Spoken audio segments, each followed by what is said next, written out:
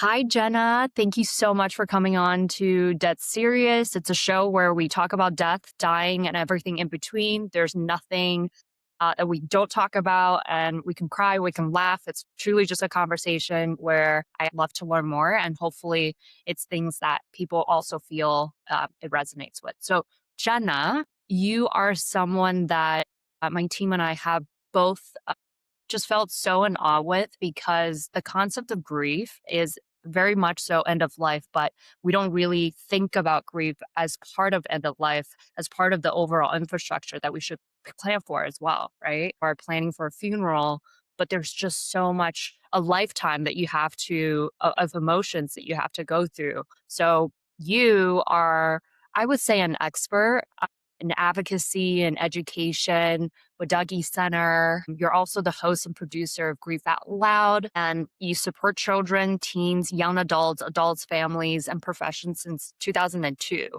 And that's a huge, huge timeline of stories, I'm sure, that you can share. So, my very first question for you is how did you get into this industry or this space in the first place? Well, thanks, Crystal, for having me on the show and for the work that you're doing to, bring these conversations more into the everyday for folks. And I answer this question all the time. I'm going to try to give the shortest version of it I can. It was a complete and total accident for me professionally to land in the role that I'm in at Dougy Center.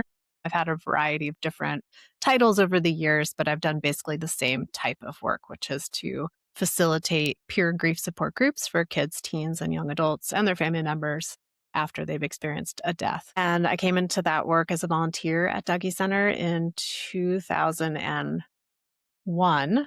And it was pretty soon after I graduated from my master's of social work program. And I had gone through that program with the idea of doing, quote unquote, traditional therapy, even though I didn't really know what that was. I'd actually never been to traditional therapy. So what I was thinking that I was going to become one, I don't know what I was thinking. So when I graduated, I just was having a hard time finding a place to land that felt like a good fit. So I went in a different direction. And then a friend of mine mentioned Dougy Center to me and said, I don't know, I just feel like you might really like this place. There's kids and there's teddy bears and people cry. You should call them. So I was like, I'm not sure what it is about children and teddy bears and crying that made my friend think of me, but I called them and they were having a volunteer training, I think literally that coming weekend. And back then, sometimes it would take a year or two to even get into a volunteer training. So it just seemed kind of perfectly timed that I could sneak into this training. And the first day of training, one of the leaders said, we're not here to get kids and teens to know what we know about grief. We're here to help them know what they know and to help them teach others what they know and to provide that peer support. And it was the first time I realized, I could be in a role where I don't need to be an expert, actually. I don't need to be telling people what to do or even coaching them on what to do. I can just be in a place of creating an opportunity for them to connect and share expertise with one another. And it felt like such a relief to me. So, the fact that the content happened to be grief was like a happy accident, I guess, for me. And it was more about the process of how Dougy Center does their work. That was more of the draw for me. But once I got into the work, I realized oh my gosh, grief has been part of my family's narrative for generations, and that there was a lot of early father loss in my family. And I grew up under that. And so when I came into the content of grief, I was like, this feels familiar and not uncomfortable to me. So it was an accident of where I got to where I am today. And I'm very grateful because, I've been at Dougy Center for 24 years now. Yeah, thank you so much for sharing. Like 24 years, that's a long time. And again, like I said, I can't wait to hear some of the stories, some of the anecdotes specifically for that. And I think the intended audience specifically around the topic of children, family grief, and you bring this clinical adjacent authority on top of like, hey, maybe, we set aside just the clinical and the study that you've gotten your master's on translates into just, okay, this is actually what's happening versus these are what I learned. I love to hear a little bit more about how you were able to translate some of those learnings from, like academia, but also applying that into the field. And the next leading question really is like, what do you say to a child who's dealing with grief, right? So when someone dies. Yeah.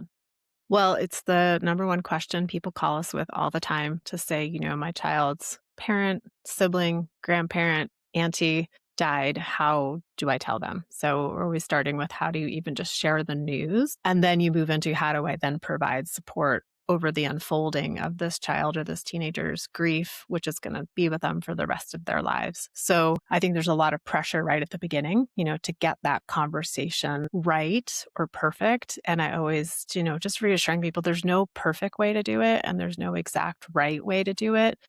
But coming from a perspective of being honest with kids about what happened, using really concrete, age appropriate language, using words that they can understand. A colleague of mine, Rebecca Hobbs Lawrence, talks about the importance of pacing, which is a good reminder for me because I'm like, just tell them everything. And she's like, no, at a time, and then a little bit more at a time, and a little bit more at a time. I'm like, right, thank you. So the pacing of it and just being open to the questions that kids have about it.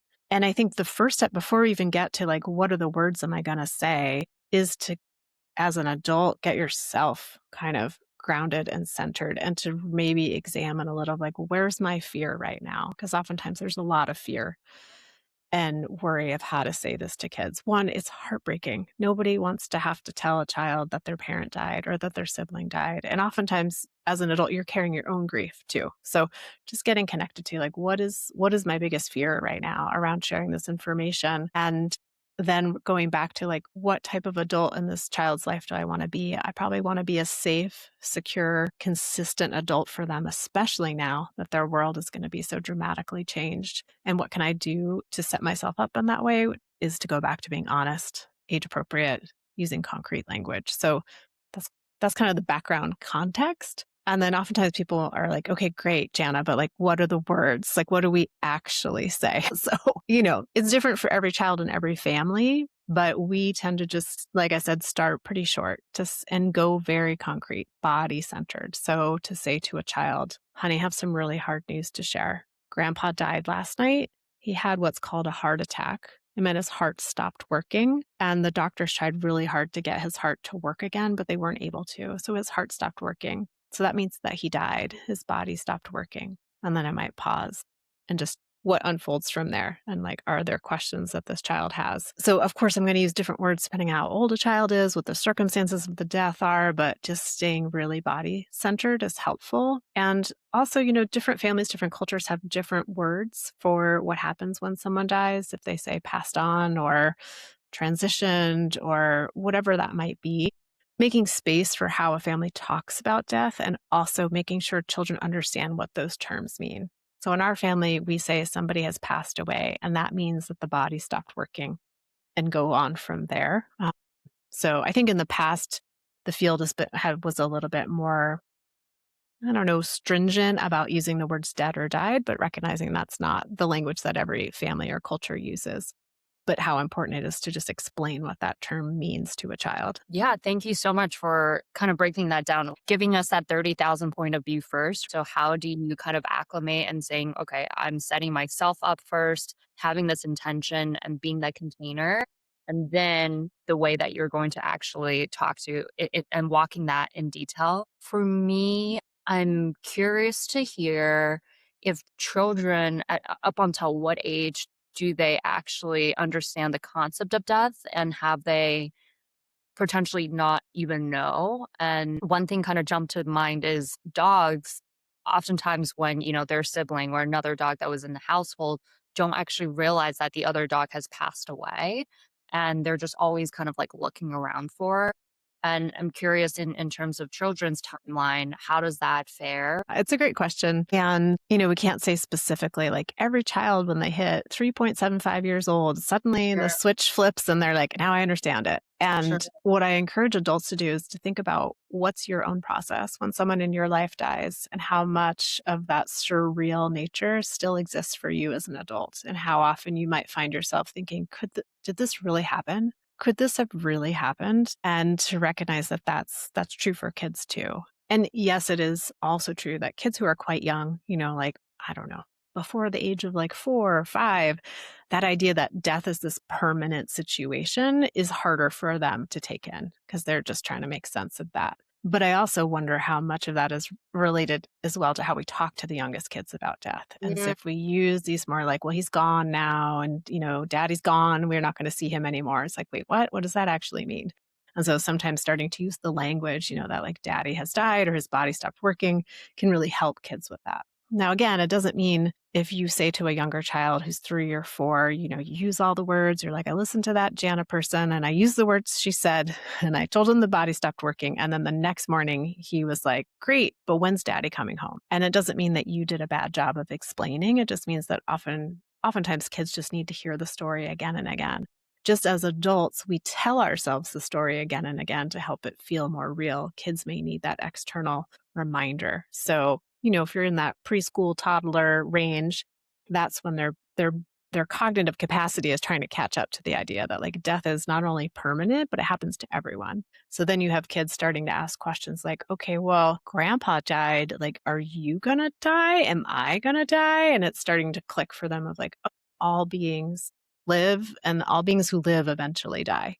It can be really helpful for families prior to having someone in their life die to start talking about the life cycles they see just out like on the street in the yard, like leaves on trees that were alive and now the leaf has fallen from the tree and has died. And then, starting to have some of those conversations so kids have that framework. yeah, absolutely. And before this next question, which I really wanted to hear from your experience, what do adults really misunderstand most about grieving children?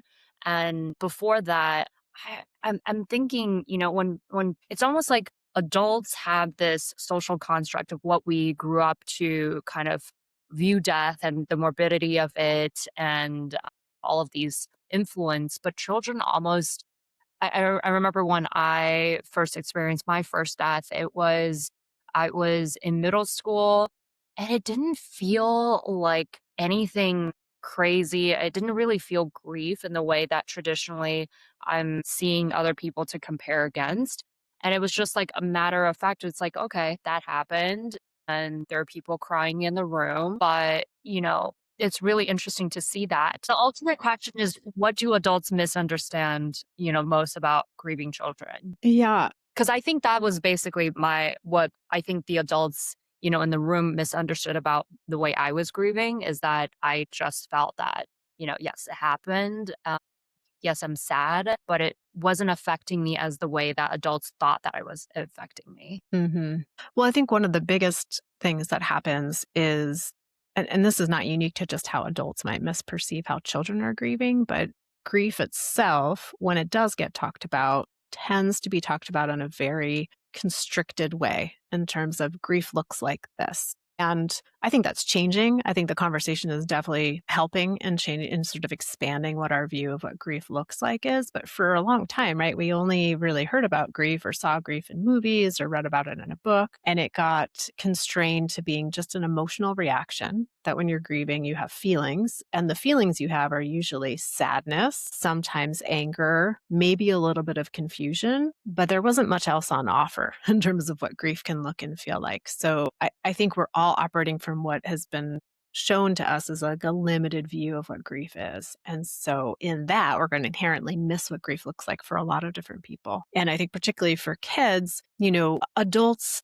have maybe more of an approach where they go into their grief and then they're just like in it for a longer period of time. And what we see with kids is more of this like in and out, in and out, in and out. So, in a concrete way, that could look like telling a child that their grandparent has died and they say, okay, well, it's snack time. Can I still have snack? And then they go off and they have snack. And then 45 minutes later, they come back and maybe they have a bigger emotional reaction or not. And I think that can be very confusing for adults of like, why is my child not crying? Or why is my child not talking about the grief? Because adults maybe have an expectation of that's what it's going to look like. Or on the other side, kids are having big, big, big emotional reactions. And then adults get freaked out by that. And they think like, oh gosh, like this is so huge and their life is going to be ruined forever. And, We're thinking, yeah. yeah, so I think we can I swing in mean, both like, is that where directions. childhood trauma stems from? Like if I'm a parent, I would be so freaked out for the future, brain development, but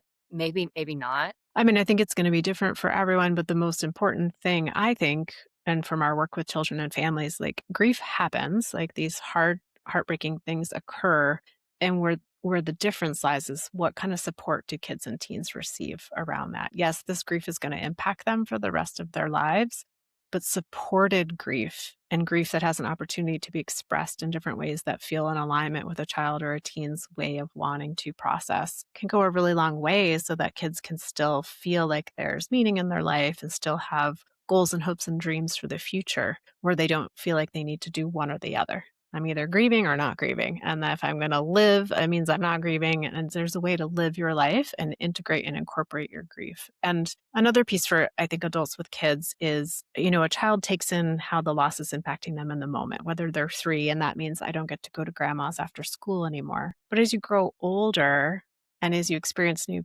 things in your life and as your cognitive capacity expands, your emotional capacity expands, you revisit that loss again and again in your life. And what does it mean to be, a 5-year-old whose parent died? And what does it mean to be a middle schooler whose parent died and a high schooler and then later on in life? So we revisit those losses throughout our lifetime. And that I think can be very confusing for adults, especially adults maybe who are in a more like auxiliary supportive role, like a teacher or a coach. To be like, what this kid, how long ago did this child's parent die? Like, why are we having such a big reaction today? Well, we don't know. There might be some kind of milestone event that's happened. We might be close to the anniversary of the death. And that kids and teens and adults will revisit the loss at different periods in their life, I think can be confusing for adults. 100%. And I love to hear a little bit more being you spending 25 years with Dougy, probably over 300 plus conversations on Grief Out Loud.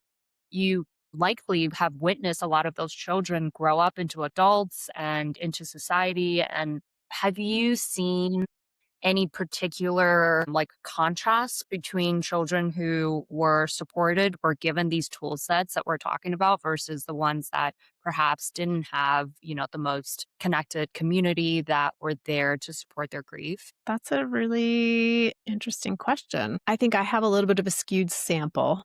And I always try to remember this. So the folks who are coming on the podcast Grief Out Loud to talk are in a place where they're wanting to share their story. And so they're in a space of wanting to find the words to express what this has meant to them.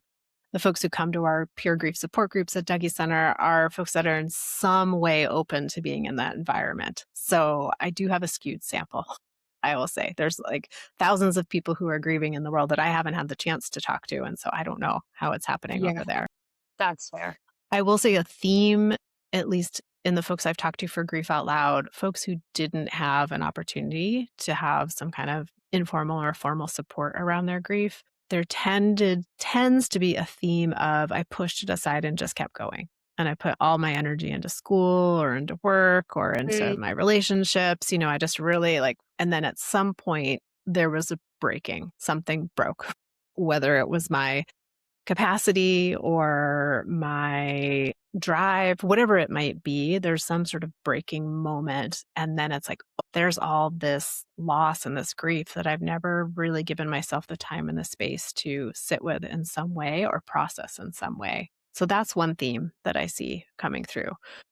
For folks I've interviewed who maybe, had been a part of a Dougy Center peer grief support group and then come on Grief Out Loud 5, 10, 15 years later, my sense is they have easier access to narratives about their grief. They've had practice putting it into thought and into words and trying to express it to other people.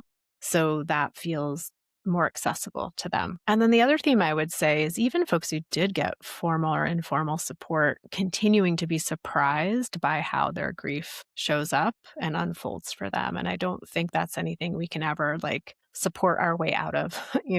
Even those of us who work in the field and have been around it for years and years, when we have our own grief, I don't know. I never know the right words for it. I'm always like, am I getting surprised or am I getting caught off guard? I never know. But I continue to be caught off guard sometimes, but then I'm not surprised. I'm like, Yeah, I think why that's is such this happening? And then I'm like, of right. course, this is why this is happening. Such a beautiful way of recognizing it because it seems like the commonality here is awareness, right? Like at least you can name it, you see it, you feel it, and then you're like, okay, that is part of the emotions that go through it. Again, it's not linear, right? You can't have like five steps of grief or 6 or 7 steps of grief. It really is different things showing up at the same time. It could be 20 years from now and you all of a sudden feel all these like undealt and emotions. But what I wanted to talk a little bit more about is the contrast between for different cultures. Is that coming from an Asian culture, there's a sense of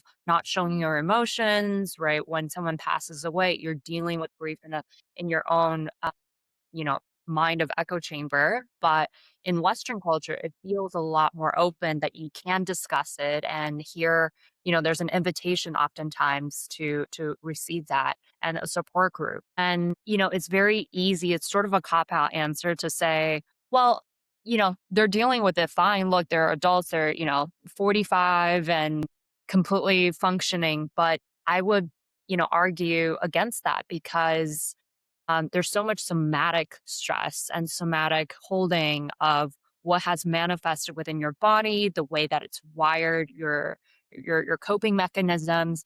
There are a lot of things that we don't see, and we should never just assume that someone is actually okay. Maybe they're not even aware of it. And so awareness, I think, is the key to first just calling that out. It's the same thing like as meditation.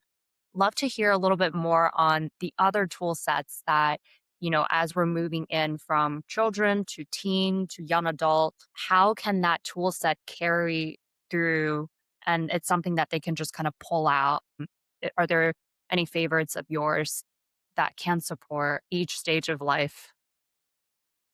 Well, I think it speaks to one of the really the pillars of our approach at Dougy Center through the Dougy Center model is there is a time for talking.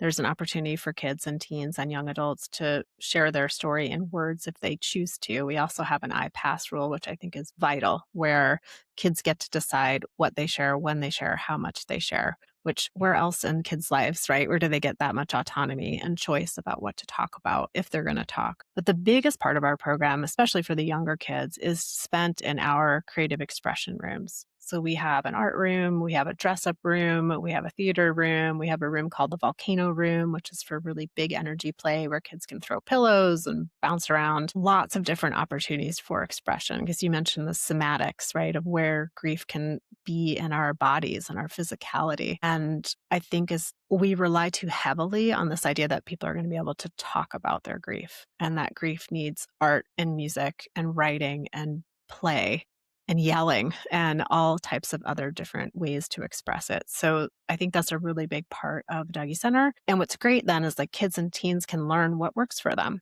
and then they can try out other things. So we have kids who come and they go to the volcano room every time. I was like, I got to go to the volcano room. I got to go to the volcano room. And then a year later, they're like, actually, I want to go to the art room today. And they're going to try something different.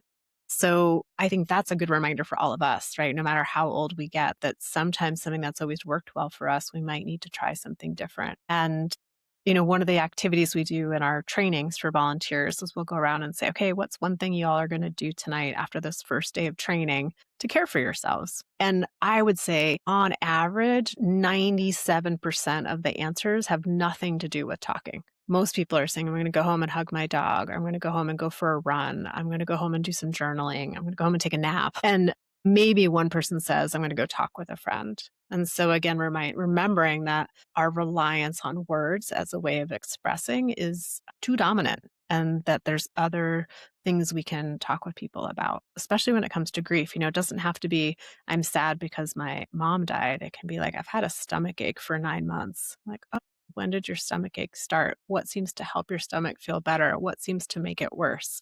And we're not even directly talking about the loss. We're just talking about the physical manifestation of that grief for that person, which can be, can uh, be Yeah. more approachable. Yeah, absolutely. Being approachable and having that container that you guys have over 500 programs created. And I certainly have seen other programs and other nonprofits copy, if you will, right? The programs that you guys have created. And it's really impressive to see it gives a wide range of freedom for people to choose from, whatever that fit their grief, because grief is certainly unique to everybody. And so, how, like, how does, in your experience, when you're talking about, when you see signs, right, a child who's grieving, if they're not crying about it, if they're not showing the emotions that you would typically see, how would you handle that? And what would an adult do or what would a parent do?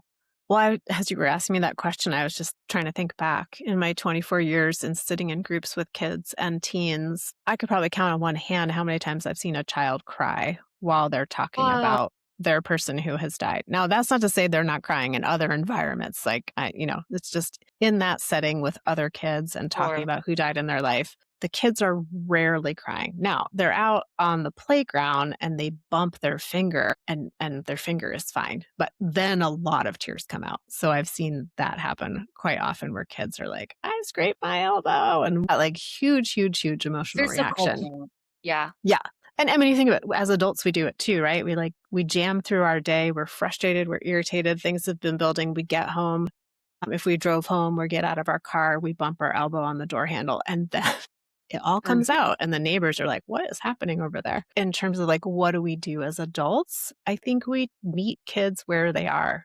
And we practice a lot of just reflecting back to kids what they're sharing with us. And I personally try to just stay pretty matter of fact when kids are talking to me about their story or asking questions or expressing something. And I do the same even if it's a young adult who is crying, because the young adults, they cry a lot more than the kids do. Because I think so often kids, teens, young adults, they're really sensitive to how other people are impacted by what they are sharing about their own grief. And the moment they start to feel like they're making you uncomfortable by sharing their story, they're going to probably stop sharing their story because they don't want to then have to take care of you and your emotional reaction, but also they don't want to make other people feel bad. So we work really hard to just be present without being emotionally involved in what kids and teens are saying. And I think that's why for a lot of folks who come to Dougy Center, they'll say it's easier to talk with strangers about what's happening with my grief than it is to talk to people in my own family because the charge isn't there. And it's not uncommon. It's pretty common actually for adults to say, I'm so worried about my child. They never talk about it. And then their child's in group talking a lot about it because it's just easier when they're not with the people who are also emotionally tied to the loss. So I think staying matter of fact, being present, being open to what kids are saying, and really catching the impulse to fix it. Because I still have it. We all have it, right? It's hard to see people in pain, especially when people are talking about things like feeling guilty, feeling regretful, feeling ashamed about what's happened. We want to like fix that or make that easier for people. And sometimes the best thing we can do, oftentimes the best thing we can do is give people a chance to just express it fully, whatever that, whether it's with their words or their writing or their music, and be present with it and see Yeah, what or just happens. like physical throwing of things, right? Like the volcano room. I think that's really cool of a program that you guys have designed too. Because, yeah, sometimes, grief comes out nonverbal and they just have to kind of be alone and in that isolated environment as well. Okay, so we talked a lot about children and adults helping children. Now, what about adults who's helped children and having this, cadence? How can they help themselves? Does that typically show up in peer support? Is it therapy? Is it grief group? What have you seen that's worked really well for adults in a family, um, adult with children dealing with grief? So this is like the parent or the caregiver of the child Yeah, who's grieving, who's also carrying their own grief. exactly. Yeah. Well, one of the magical parts of the Dougy Center model is when kids come for their peer support group, the adults who bring them have an opportunity to join their own peer support group. So they get to be with other parents and caregivers who are usually carrying their own grief and also trying to figure out like how do we best help our kids and our teens. And again, it's the magic of the peer support. It's the community, it's the connection, it's the lessening of the isolation that people feel without being met with, here's how you fix it or here's how you make it better. Now, sometimes the adults will ask each other for actual input, like, please help. What do I do in this situation? But more often than not, adults don't want people telling them what to do either. They just want a chance to express and articulate what's happening for them and to sit with a room of people who can nod their heads and be like, yep, totally been there. My situation was different, but I totally get what you're saying.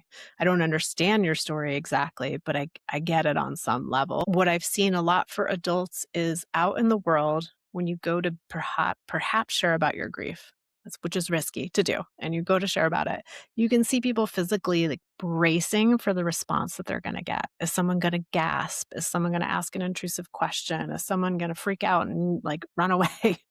And when you come into a peer support group or hopefully some other safe-ish container for your grief, you can share your story with a little bit less bracing because you know you're going to be met without advice. You're going to be met without judgment. You're going to be met without other people's discomfort. And there's so much power in that of, wow, if I can sit with people who aren't going to freak out about my story, maybe I can get to a place where I'm not going to freak out about it as much, that I can hold my story and I can be a container for it myself. Absolutely.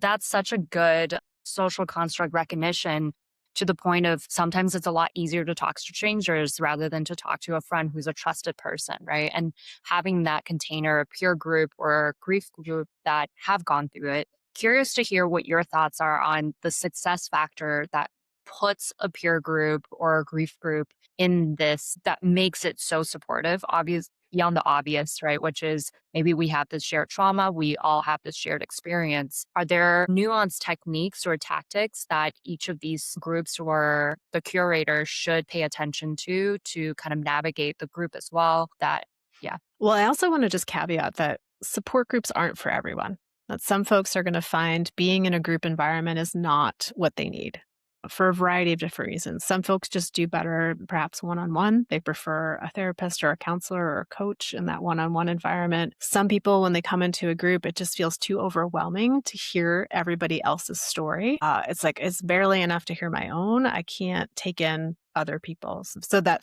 hope we have, right, that you come in and you feel less alone, sometimes is like overwhelming for people. So I always just like to give that caveat that, a support group, formal or informal, may not be everyone's best option for support. In a support group, I think there's some key factors that make it, I don't know if successful is the right word, but useful, helpful, is to have a structure, to have guidelines, really clear guidelines that everyone is agreeing to, whether they're, community agreements about how we talk with one another, having a facilitator there who can help guide the conversation and just keep track of things like how many people have talked, how many people haven't talked, how much time is left, what's up next.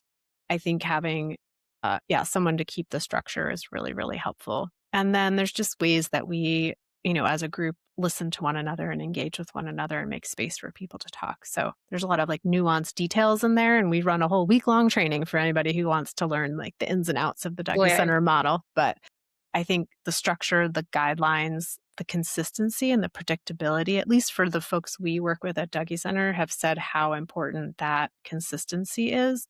To the degree of which if I go on vacation and I happen to miss a group and I come back and someone subbed for me and they did a lovely job subbing, but they did one thing differently than the way I do it, I hear about it when I come back to group next time. So it's not even so much that the way I do it's any better than anybody else. It's just what people are used to. And so much of our life becomes unpredictable when someone dies. Like the foundation of our life oftentimes gets completely upended. So finding places of consistency, routine, and predictability are super helpful for people who are grieving. What are some techniques that doesn't work in a peer support group? Well, I don't know. I joke, but like Dougy Centers had the same models for like 42 years. So it works really well. I'm trying to figure out like what doesn't work well. What have I heard? Has someone like stumped out or like, oh, that's not that's not how you're supposed to do it? Or I think it's more that some folks will come to a group and just be like, whoa, that's not what I'm needing right now. That's just not for that person, maybe. Yeah. Right? And I think there's times where some folks might be looking for more direct advice and instruction, and like a class is going to be a better fit for them. They want to learn about grief. They want to know, like, what does this mean? What do I do? How do I do it? And if you come to a peer support group, it's going to be like, well, there's lots of different ways to do it. And here's how we've done it, or what's worked for other people. And some folks just want that more like, just tell me what to do. Absolutely. So This is such a educational good piece. educational piece. And, from the sound of it, there are just so many different subsets. And to your point, every individual is different. Maybe they're an introvert, maybe they're an extrovert, that maybe they're not ready to share. So from my understanding, there's peer support, therapy, grief group, class, or just, a trusted person. What is the best way for one person to assess what is best for them in your experience, so that they're not going into the wrong container and then completely just pulling themselves out, but that's just one out of maybe 10 choices that wasn't the right fit? Well, I think what you said is key to it there, is knowing that there could be other options for me and having a good sense of like, what am I going into? So if you are going to therapy, like knowing what therapy is there for, which is oftentimes to help you delve a little bit deeper into all the things that are coming up for you, maybe to get some strategic advice about how to navigate certain family dynamics, things like that. The support group, if you're going, is to be able to find connection and community and to perhaps learn from other people's stories and to provide support to other people. So, yeah, I think just knowing what you're getting into can sort of help with those expectations. There's also, a rise of a lot of really non-traditional support opportunities. For a long time, there was an organization called the Dinner Party. Unfortunately, they are currently sunsetting this year. But they were founded on the idea that just getting together and having dinner with other people in the same age range who have experienced a death can be a powerful place to be. And it's not a formal support group, but it's just a hangout. And we've all had someone die, and we don't have to go through the awkward thing of like, ooh, are people going to be okay with me talking about this? So there's a lot of those opportunities too, both online and in person. Sometimes like even just a Facebook support group can be really helpful for people if they just want to touch in a little bit, read some stories and get out versus coming to a full hour and a half group where you're sitting with people. So I think knowing yourself, knowing what feels most helpful, and then also being open to that changing over time. One of the things I hear from folks is the the pieces they put into place after someone in their life dies. So I go to support group or I go to therapy or I run or whatever. And then your grief changes, you change, what you need changes. And then you can have some grief over the loss of the thing you were doing to support yourself in your grief and just to maybe not feel so confused when that happens, and that what you need might change over time. Yeah, thank you for that. That definitely helps. And it sounds like the process of that is first understanding your options. Don't just give up because one modality wasn't working, but try to understand a little bit more about how you would like to personalize your own experience. It's so sad to hear that the dinner party is sunsetting this year. I'm curious why. And what's the difference between that and a death cafe? That's a great question. My sense, I haven't been to either, but dinner party I know is specifically for people who had had someone die. And then they would try to set up different dinner tables, sometimes specific to, who died or how that person died, or they might have had a specific queer or trans meetup or Black Indigenous meetup. So, and then the death cafe, I think, is really coming together to talk about end of life issues like end of Non life planning. actually. Yeah. My next question is one of my burning questions, and it's something a little bit more personal. When coping with my aging parents, grandmother had a stroke 2 weeks ago. And it's just kind of a reminder, right? As you're getting older, every time that you see your parents, a couple of months or so, you see them almost like a different person. How can one grieve while whoever you're grieving for is still living? I don't know what the technical term is. I don't know if people feel the same way. Been thinking like this since I was a teen. Oh my God, they're gonna die. Love to hear if other people felt that, what you think about this, the living grief element of this. Well, I think that's a perfect way you put it, right? The living grief, because we're living with grief all the time. And, we talked earlier about how the expression of grief can get typecast in a very narrow way. I think that the quote unquote causes of grief can get typecast in a really narrow way too. That oftentimes people think like, oh, you grieve when someone dies, or maybe you grieve when someone gets an advanced serious illness diagnosis. But my sense of it is you can grieve any type of loss, and any type of loss can be any type of change, whether that's stereotypically seen as a positive change or a negative change. And so the classic example, right, is someone is graduating from college or high school and everyone is like, "Oh my gosh, you must be so excited. Congratulations, congratulations." And oftentimes there's not a moment or an opportunity to say, what are you scared about with this transition? What are you going to miss about being in high school? What are you going to miss about being in college? And really, we don't often take time to understand and recognize that grief has been a part of our lives since we were born, basically, because things keep changing. Our best friend's like grade moves away. There's grief and loss that comes with that.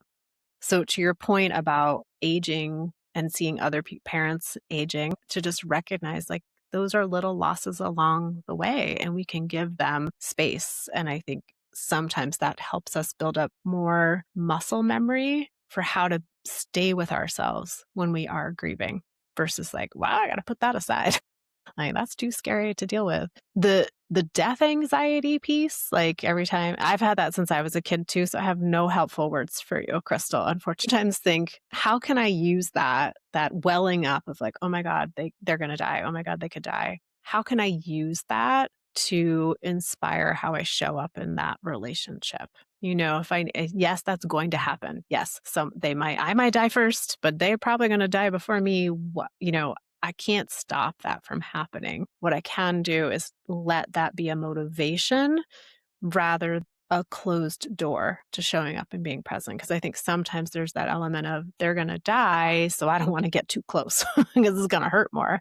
Versus, can I use that to engage in that relationship in a way that feels really fulfilling and nurturing and nourishing for me? And then I take a lot of photos and videos too, because I know I'm going to treasure those at some point. 100%. I mean, turning that into a positive fuel, right? To hold your anger back a little bit because it's frustrating sometimes, right? Like I'm coming back home and I'm in my 30s and it's like 30s going on 13 every day. And so you're like, oh, but then these like triggers, right? But then you're like, okay, you know what?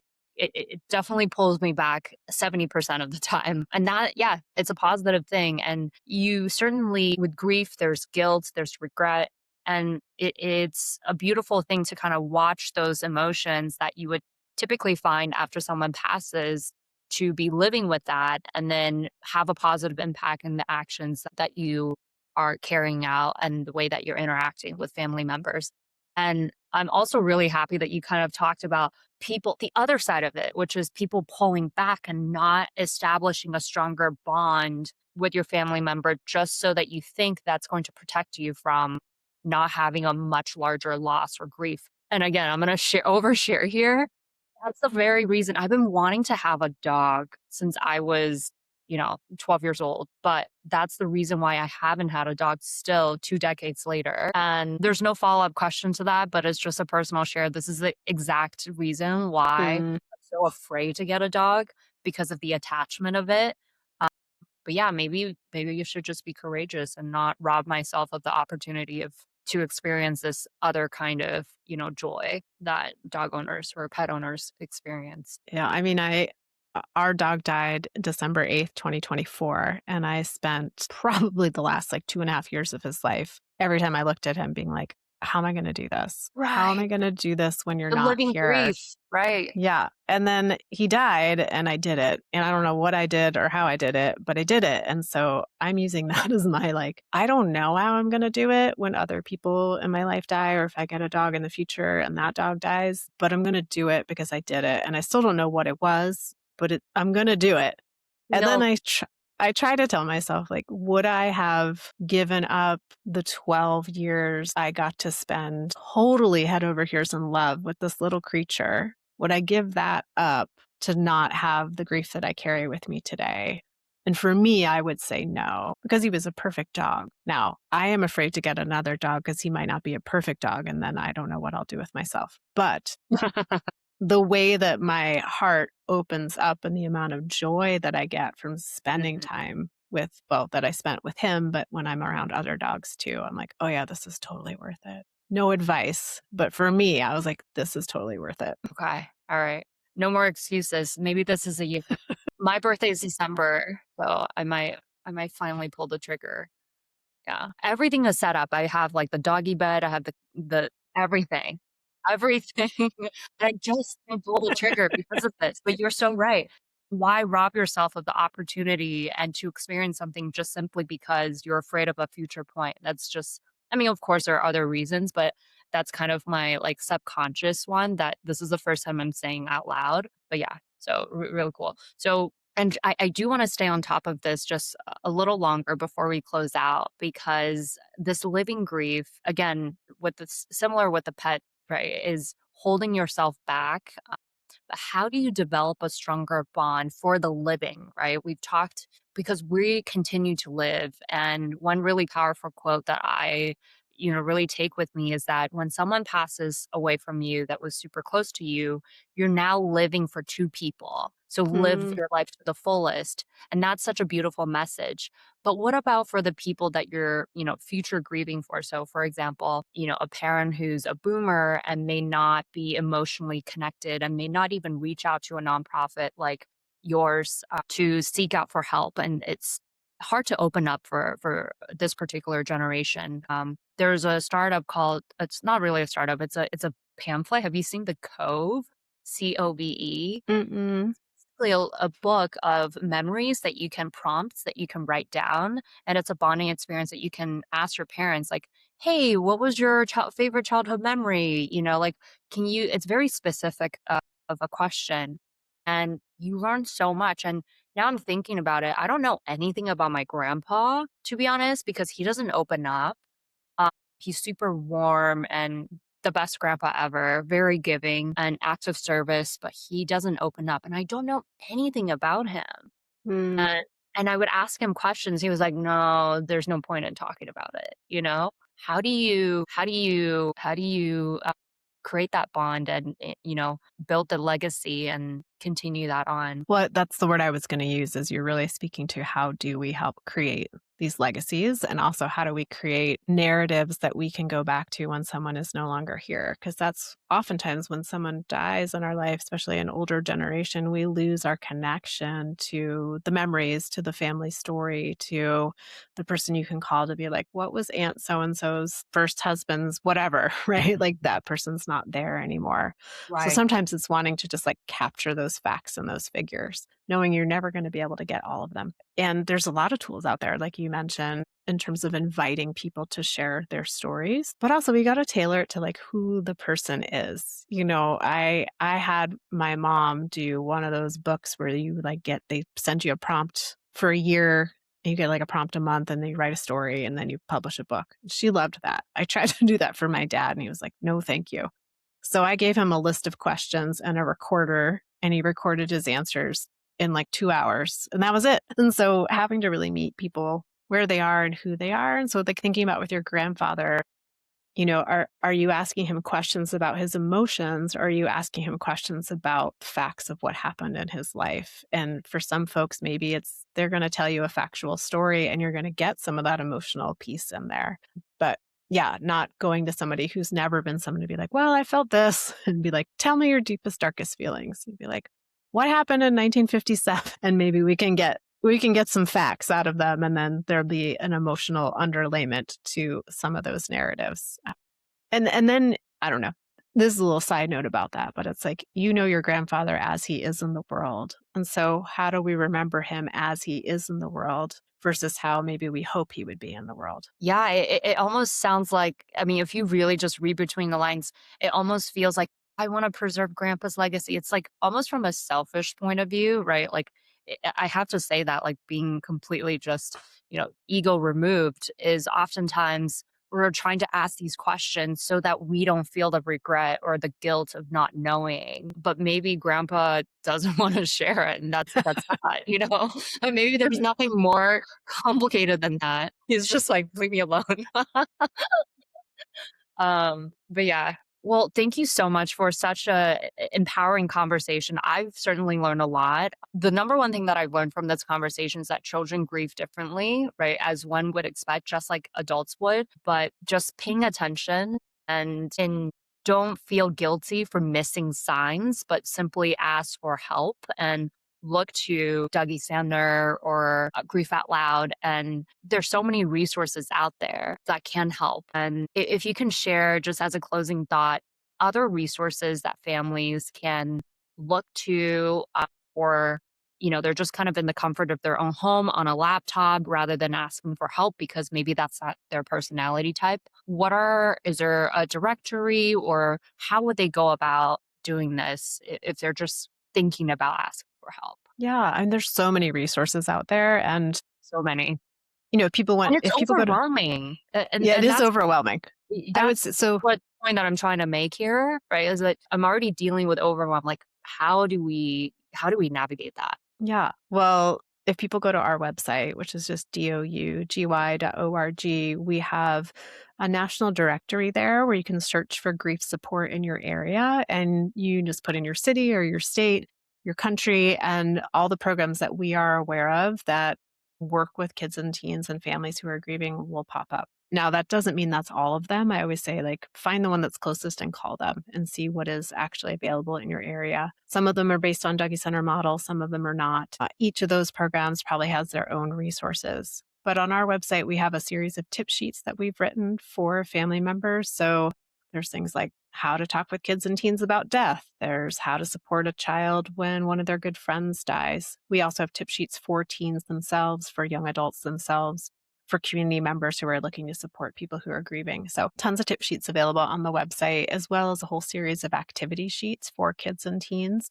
So if you're a family that you're not really wanting to go to a group or you're not in that space yet, but you're just looking for something to do together, there's some activity sheets, workbooks available on our website, conversations on grief out loud. There's a gazillion other grief podcasts out there now. Sometimes just starting there and listening to other people's stories can help you find words for your own experience, help you find out where you land in that landscape of grief and loss, and can help people just feel less alone in the experience, which is ideally what we're going for. Yeah, absolutely. Well, thank you so much, Jenna, for coming on to this episode. Once again, Dougy Center is one of the most well respected grief organizations, I would say, in the country. And thank you guys so much for what you do and, your contribution to this whole thing and having this candid conversation with me and really learned a lot. And yeah, thank you. Yeah. Well, thank you, Crystal, for having me on the show and for all your earnest questions and for, making these conversations more accessible and approachable for people. So yeah, thank you.